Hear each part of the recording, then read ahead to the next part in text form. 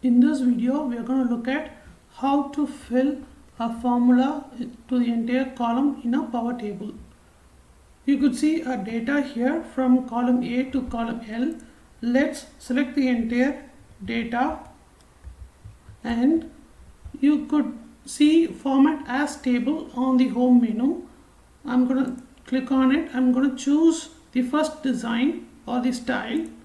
It's going to ask me if I have a header or not. So I'm checking this because I have a header to my data. When I click on it, the power table is created and you will also see a new menu on the top which is table design.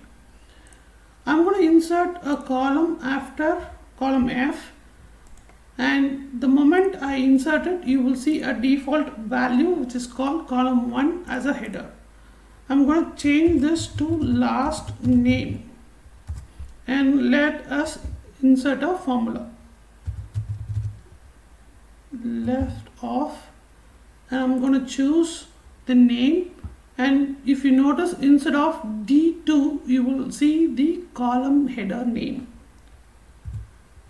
and find within quotations comma and again D2 and start from 1, and I don't want the comma, so I'm going to say -1 and close the bracket.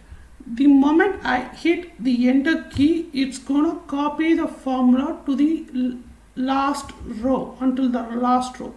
It would not check if the previous column has a blank or it has a 0 or anything. It's going to do that formula to the last row, and this is the advantage of using a power table.